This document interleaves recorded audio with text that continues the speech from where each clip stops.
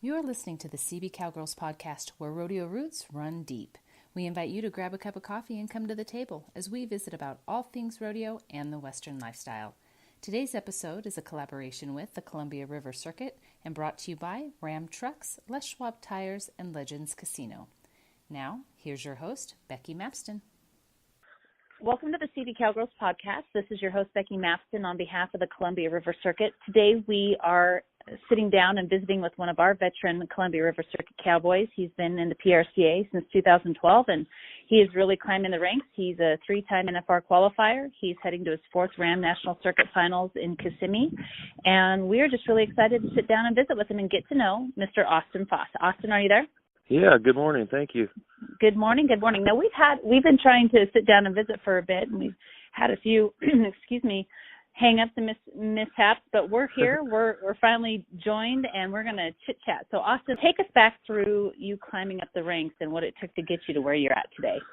Well, like you said, I started there in, 2012, competing professionally on my card, my rookie year. And before then, it's a little bit of a road for a guy to get there. I had a pretty good upcoming here in the Columbia River Circuit. I was on my permit for several years here, and I really got to go around and just learn the rodeos and kind of learn how things worked. And after that, it's really just it's been just, right on the beeline after that. It just time flies, and you say we're 7 years in and getting to the point where a guy could call himself a veteran after 7, 10 or plus years, and you don't really look at it that way, but, you always got to have that competitive mindset. So it's one of those deals, I guess, that time flies and yeah.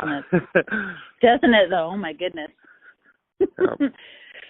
A lot of our listeners may or may not know, or our fans may or may not know, that you start out on a permit before you actually receive your PRCA card. Tell us a little bit about what that entails to go from a permit to a pro card. Well, when I started on my permit, I think I sent it off right away as soon as I could because I wanted to be on my permit as quickly as possible.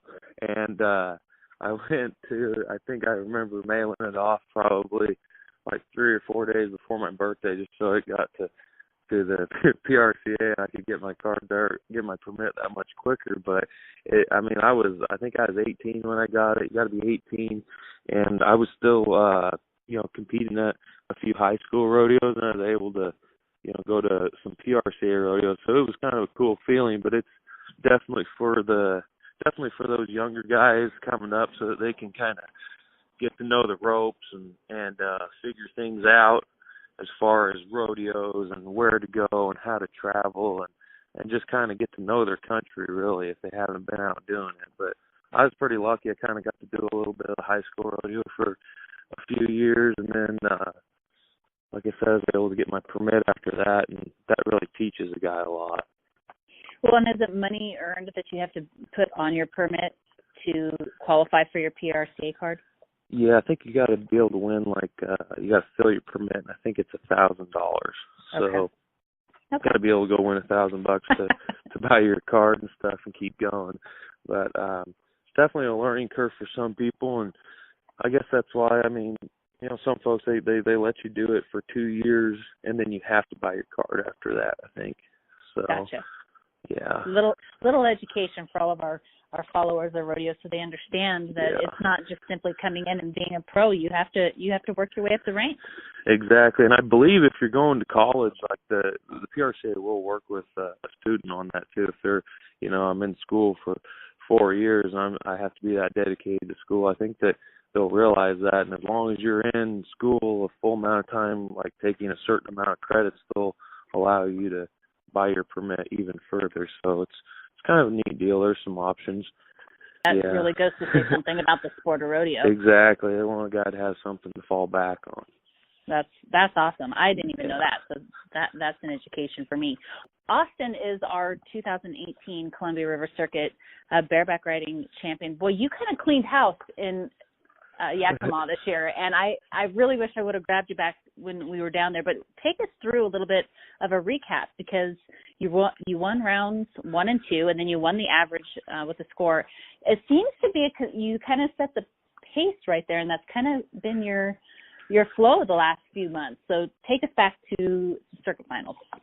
It's been good so far. Each year kind of starts over. If you don't make the NFR, you're sitting there on the couch watching it, and it makes a guy hungry to sit there and say that needs to be me. That's my whole goal. That's what I've been shooting for the whole year. So when you come out and you get the chance to get on at circuit finals and start rodeoing again, it's like, well, kind of opens up your eyes to what you need to do and where you need to be. So I just feel like it's one of them things that really take advantage of when you got the opportunity. But I mean, as far as circuit finals I got pretty lucky drawing the way I did, I think, and I drew some nice horses there. So it was cool to be able to win those first two rounds in the average and stuff. There's definitely there's just so much rodeo left, and each year's a new year. I think about how you performed in Yakima, and then you just carried that over into the rodeos that fell in after that, and you had an extremely outstanding San Antonio. So pretty much the same thing, and you're kind of setting and breaking records. Yeah, that's right. I kind of broke one of my own personal records this winter. Even I don't know how many times I've been, 89 points at a PRCA rodeo or 88 or whatever, but I finally cracked 90 for the first time at a PRCA rodeo. So that was kind of cool, and it's really good momentum to just fuel that fire for a guy. But I feel good, and I'm healthy. I'm not exactly 21 anymore, so I kind of got to look and see where I'm going and pick and choose sometimes. But the draw's been treating me pretty well, and I just try to keep taking advantage of it, I hear you loud and clear. And listeners that are tuned in, it's funny you hear him say, I'm not 21 anymore, but he's not even 30 yet. So. Nope, I'm still young, and I want to keep my body the same way, and it's in good shape, and it hasn't been beat up, knock on wood, not too beat up. It's definitely been down the road and seen a horse or two, but at this point I feel good, and I just want to keep feeling good. So. And that's important for bareback riders because, bareback riding, people don't realize it's probably the hardest event on a body for a cowboy because of how you ride and the equipment that you use. Let's talk about that a little bit, because I noticed that you traveled with Clint Cannon, and he suffered some pretty serious concussions. So talk about how bareback riders are really striving to, limit that and protect your guys' bodies from that type of wear and tear. That's, he couldn't have been more right. It's really so physically demanding that it's, one, it's that, and then two, it's the amount of competition, the level that's up here is really unbelievable. There's a lot of guys that want to be an athlete and ride really good and, just go to the finals every year. And I mean, there's a ton of those guys out here, and they're all hunting the same goal you are. So, one reason to keep your body in shape is just because of the amount of guys. And then two, it's like, well, what are you getting on it? And they aren't breeding horses, nowadays like they were back, 30 years ago. I mean, these horses nowadays, they look like they've been living in the gym, and you get to strap yourself to that. You better be ready for it. And it's going to take a toll on you. It's going to, it's really going to test you. So you want to be ready. And I've been pretty lucky my whole life like that. I've been pretty athletic. I really lifted a lot of weights in high school, and I had a lot of natural talent and natural build to be a bareback rider. But it'll definitely take a lot out of a guy, and by June and July, it's kind of sorted itself out in a way for a lot of people. You'll see guys that are, top 25, 30 that are going to keep rolling and keep going with it because they've taken care of themselves and stuff. And then there's guys you won't see the rest of the year because they weren't prepared, Well, it seems right about Cowboy Christmas. As soon as that ends, you're really starting to see who has the perseverance and who's like, yeah, I need a break. Exactly. Yeah, you'll see that come out pretty quickly. So. Yeah, and you played football in high school. I think that's pretty much a good testament to the fact of how much of your body gets banged up and to a bareback rider. So you couldn't have played a better sport to prepare yourself for bareback riding, that's for sure. Yeah, I remember playing football, and it was pretty fun. My jobs was find the ball and find the guy with the ball. So I like playing defense. Yeah. But, what do they say? Offense sells tickets, defense wins games. that's right. Yeah. So. My son played 3 sports, so yeah, I was the mom on the bench, yelling in the coach's ear. Funny. I'm sure they love me. Well, it's so funny that I talked to you, and you're 29 years old. I looked at your birthday, and I kind of caught my breath because it was the year I graduated from high school, and it starts dating you when you talk to these you cowboys and cowgirls going down the road, right? And I'm like, wow, oh, yeah. am I really getting yeah. up there? And you guys, That's funny. and you guys are veterans, so I'm like, well, what am I? I must be really a senior citizen. But funny. So So let's talk about Kissimmee. You're heading to Kissimmee. When do you leave? You fly out tomorrow? We actually fly out today. My wife and I will head out today, get down there tonight, and then I think check-ins on Wednesday. So yeah, we'll head down there and enjoy the week and come back, and hopefully all this snow will be melted around here. It's about 50%. So. Well, yeah, I know, but then you got to worry. We were talking about that earlier. That we've been pretty fortunate, even though we've seen a lot of snow. We haven't seen the craziness that's been going on in the Midwest. But you worry when the weather gets warm, and that the snow starts melting, the flooding, and the water's rising. So hopefully you'll come back and we won't have it'll be pretty balanced. Yeah, hopefully it goes into the ground. Your family down there in Terrebonne, you live on, and we'll get back to the circuit finals in just a minute, but you guys have a cattle ranch down there, correct, your family? Yes, ma'am. Yes, we do. We run a few cows down here and keeps us pretty busy. And congratulations. I know you're still technically a newlywed. You got married last year. Yeah, it hasn't been quite a year yet. Yep. Well, congratulations. That's always fun. You. Yeah. So, circuit finals. Let's go back to Kissimmee. Tell us about the format down there, because it sounds like it's pretty similar to Houston and San Antonio, where it's a tournament style. Yeah, I think I'm not exactly 100% sure on the format, but I believe I'm up Thursday and then again on Saturday, and of course again on Sunday if we make it through to the short round. But yeah, I believe it's you get 2 chances at it, and then again on Sunday. So. Yeah. What's your game plan? I know you've been there 3 times before. This will be your 4th time. Obviously you want to win, but is there any strategies you're going in with this year? Or is it just one horse at a time? Really just one horse at a time, and no matter what, just win on what you got and make them buck. Really just do my job, and you can only take to heart what you put out there, and if I'm doing 100%, that's all I can do. So they award a $20,000 voucher for a new truck. Oh, yeah. A Polaris, and this is all on top of the money that you can win, correct? Right. Yeah, correct. Yeah, there's a pile of money, and then there's a pile of toys and cool stuff too. So.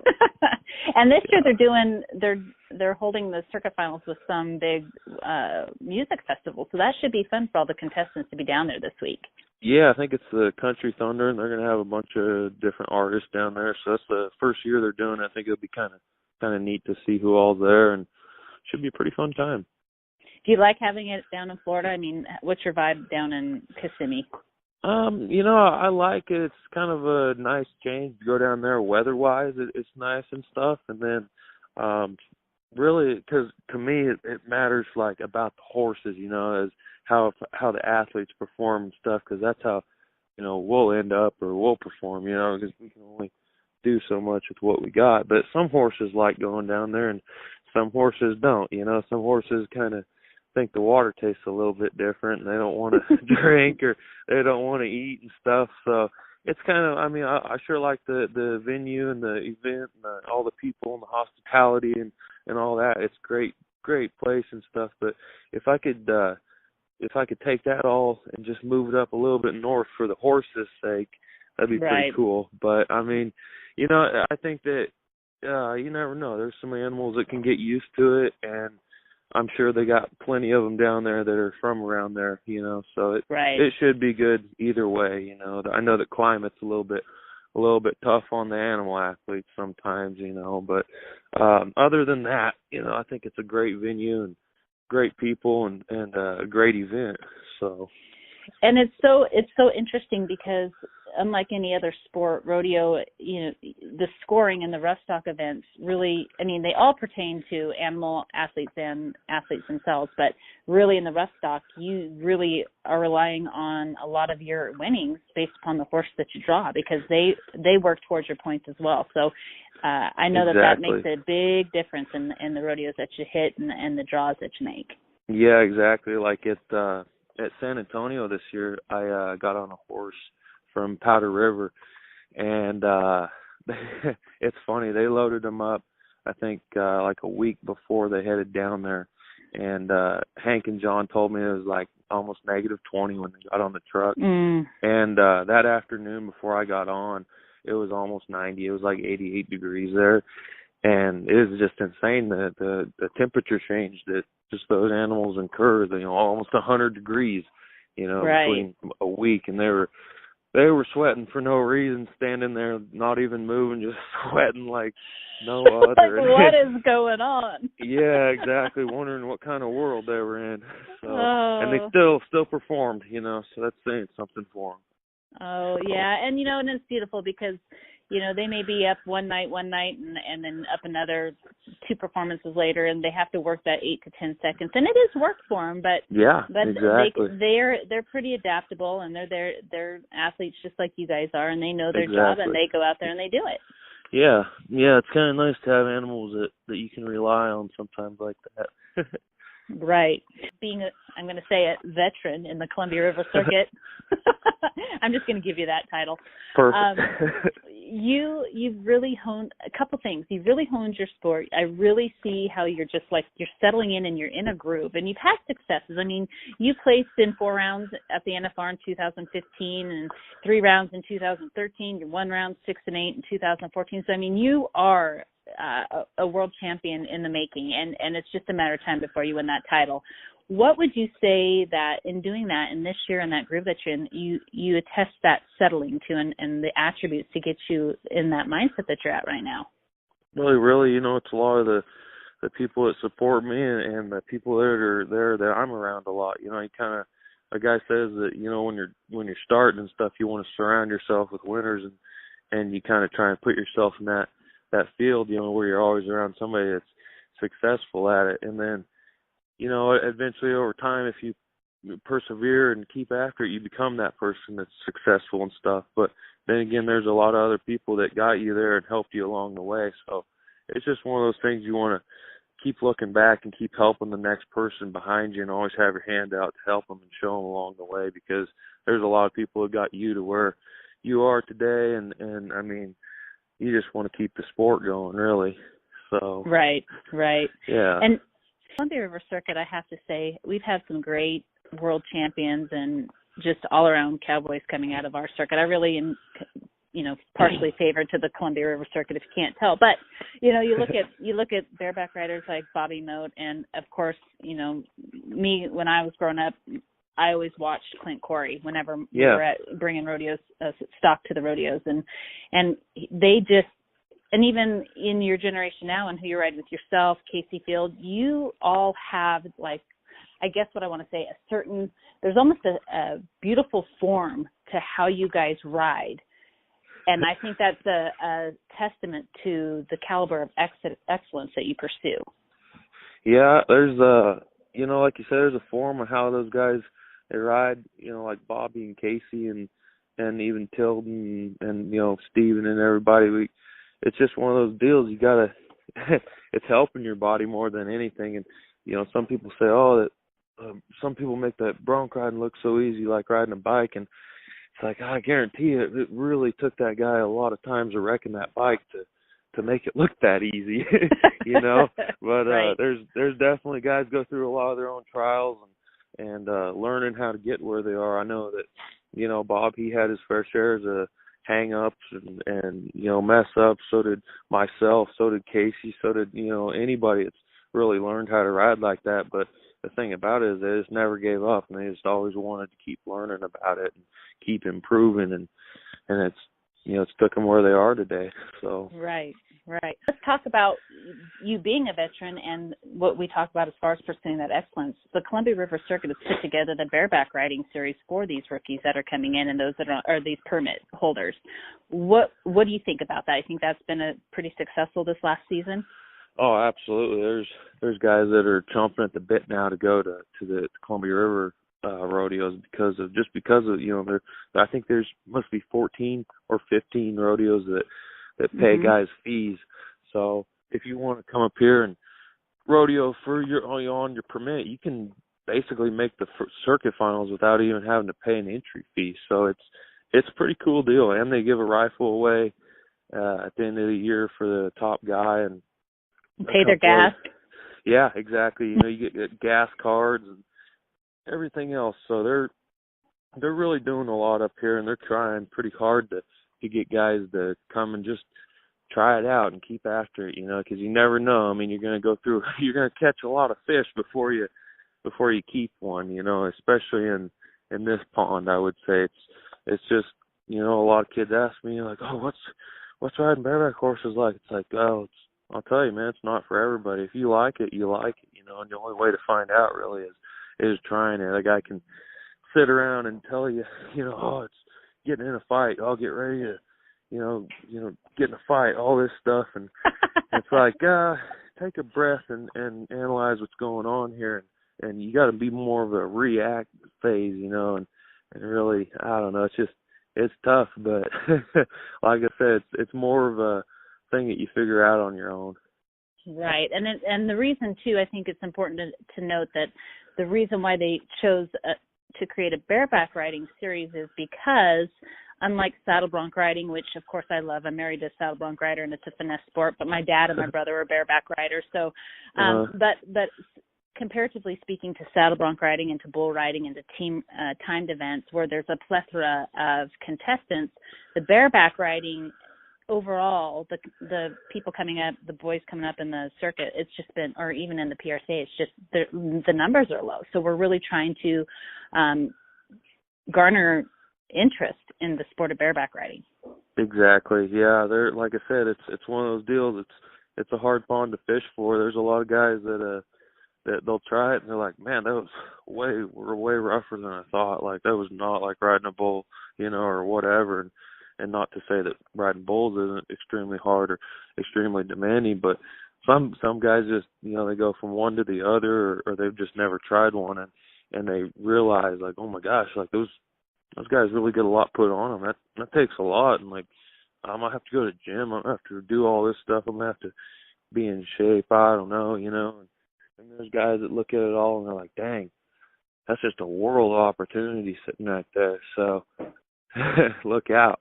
Yeah, well, and they've got great mentors here in our circuit as well as the PRC in general. I know you guys all, when you have free time, you travel down south. I think I saw that you were down in the south working as, there's quite a camaraderie in rodeo and with cowboys. Absolutely. And you guys are out working on horses down south somewhere. Yeah, I got a little bit of time down there. I had the opportunity to go out to the Steiner's place and help Rocker Steiner get on a few and got to flank a few horses. It was pretty fun. There's they got a neat little place down there and a neat little batch of horses. There's quite a few other kids down there that were they came and got on and just learning, just getting going. So there's a little heartbeat everywhere, even down in Texas. Love it. So, I love it. Good. Your year's starting out so great, so I don't have any doubt that we're going to see you high. You finished 26th in the world standings last year. I know you're going to climb that. It's so early in the year, and you're doing so well already. No telling where you're going to end up, but I'm sure you're going to end up there in the top and back of the NFR this year, because I'm sure that's one of your big goals. Absolutely. That's the main goal. That's the main goal. A couple quick fun questions before we leave. Favorite rodeo? Oh, gosh. Favorite rodeo would probably have to be in the fall up on the grass in Pendleton. I think all three of those that I've interviewed have said the same thing. So Pendleton, look at you. Dave O'Neill, look at you getting all the kudos for Pendleton Roundup. Funny. And cool. Favorite food? Oh, favorite food got to be beef steak. Some kind of steak. Baked potatoes guy. Can't tell you live on a cattle ranch. No, not at all. Oh, Austin, thank you so much for joining me today, and good luck to you down in Kissimmee. I know we'll be getting some live feeds from down there from you guys behind the chute, so I look to see how you do, and I know you've got Northwest cheering for you. Cool. Well, thank you very much, and it's good talking to you. Good talking to you, and we'll see you down the rodeo road. All righty. Talk to you later. Talk to you later. This episode has been brought to you by Ram Trucks, Les Schwab Tires, and Legends Casino.